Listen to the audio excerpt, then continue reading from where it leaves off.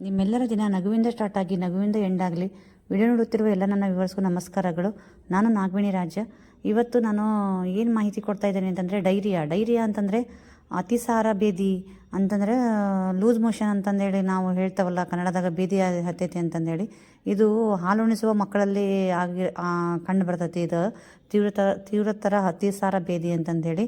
ಇದನ್ನು ನಾವು ಬಂದ್ ಮಾಡಬೇಕಪ್ಪ, ಇದನ್ನು ಕೊನೆಗಳಿಸ್ಬೇಕು ಅಂತಂದು ಹೇಳಿ ನಮ್ಮ ಕರ್ನಾಟಕ ಸರ್ಕಾರ ಇದು ಹೋರಾಡಕತ್ತೈತಿ.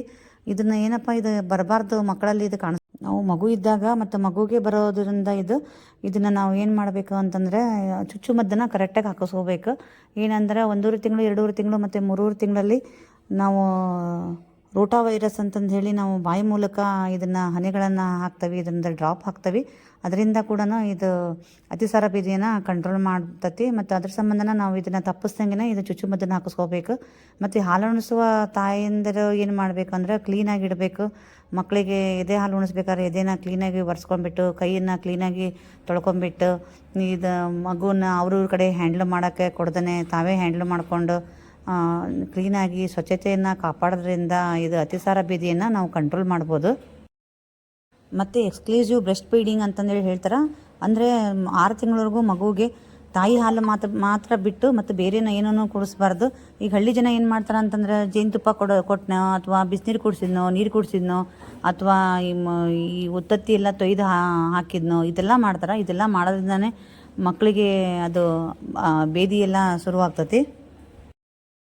ಆಮೇಲೆ ಬಾಯಲ್ಲಿ ಬಳ್ಳಿಟ್ಟು ಸೀಪ್ಸೋದು, ಆಮೇಲೆ ದೊಡ್ಡ ಅಜ್ಜಿಯರದು ಮೊಲೆ ತುಂಬನ್ನು ಸೀಪಾಗಿ ಹಚ್ಚೋದು, ಇದೆಲ್ಲ ಮಾಡೋದ್ರಿಂದನೇ ನಮಗೆ ಮಕ್ಕಳಲ್ಲೆಲ್ಲ ಅತಿಸಾರ ಜಾಸ್ತಿ ಆಗಿ ಅದು ತೀವ್ರತೆಗೆ ಹೋಗಿ ಮಕ್ಕಳು ಅಡ್ಮಿಟ್ ಆಗಿ ಎಷ್ಟೋ ಮಕ್ಕಳು ಸಾವನ್ನು ಕೂಡ ಅಪ್ತಾವು. ನಾವು ಇದರಿಂದ ದೂರ ಇರಬೇಕು. ಇದೆಲ್ಲ ಆಗಬಾರ್ದು ಅಂತಂದ್ರೆ ನಾವು ಭಾಳ ಚೆನ್ನಾಗಿ ಮೇಂಟೈನ್ ಮಾಡಬೇಕು. ಮತ್ತು ಕಂಪಲ್ಸರಿ 6 ತಿಂಗಳವರೆಗೂ ತಾಯಿ ಹಾಲು ಮಾತ್ರ ಬಿಟ್ಟು ಬರೀ ಏನೂ ಕುಡಿಸ್ಬಾರ್ದು. 6 ತಿಂಗಳಾದಮೇಲೆ ಈ ಥರ ಬೇದಿ ಆಗೈತಪ್ಪ ಅಂದ್ರೆ ತಕ್ಷಣ ನಾವೇನು ಮಾಡಬೇಕಂದ್ರೆ 1 ಲೀಟರ್ ನೀರಿಗೆ ORS ಪ್ಯಾಕೆಟ್ ತಗೊಂಡು ಮಿಕ್ಸ್ ಮಾಡಿ ಅದೇ ನೀರನ್ನು ನಾವು ಪದೇ ಪದೇ ಕುಡಿಸ್ತಾ ಇರಬೇಕು.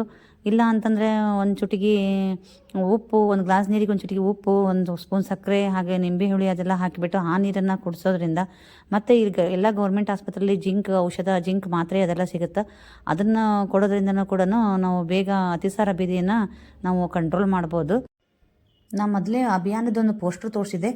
ಏನಂತಂದರೆ ಈ ಅಭಿಯಾನ ಏನಪ್ಪ ಅಂತಂದ್ರೆ ಈ ಜೂನ್ 16 ಸ್ಟಾರ್ಟ್ ಆಗಿ ಜುಲೈ ಎಂಡ್ವರೆಗೂ ಅಂದರೆ 31ವರೆಗೂ ಈ ಅಭಿಯಾನ ಐತಿ. ನೀವೆಲ್ಲ ಗೌರ್ಮೆಂಟ್ ಆಸ್ಪತ್ರೆಗೆ ಹೋದ್ರಿ ಅಂತಂದ್ರೆ ಈಗೇನು ಈ ಥರ ಅತಿಸಾರ ಬೇದಿ ಅದೆಲ್ಲ ಇತ್ತಂತಂದ್ರೆ ಜಿಂಕ್ ಮಾತ್ರೆ, ಜಿಂಕ್ ಸೈರಪ್ಪು ಸಣ್ಣ ಮಕ್ಕಳಿಗಾದ್ರೆ ಮತ್ತು ORS ಅದೆಲ್ಲ ಸಿಗ್ತೈತಿ. ಅದನ್ನೆಲ್ಲ ತೊಗೊಂಬಂದು ನೀವು ಯೂಸ್ ಮಾಡಿಕೊಂಡು ತೊಗೋಬೋದು. 14 ದಿವಸ ನೀವು ಅದು ಜಿಂಕ್ದು ಮಾತ್ರೆದೊಂದು ಸ್ಟ್ರಿಪ್ ಬರ್ತೈತಿ, ಅದು ಡೈಲಿ ಒಂದೊಂದರಂತೆ ತಗೊಂಡ್ರೆ ನಿಮಗೆ ನಿಮ್ಮ ಅತಿಸಾರ ಬೇದಿ ಅದೆಲ್ಲ ಕಂಟ್ರೋಲ್ ಆಗುತ್ತೆ.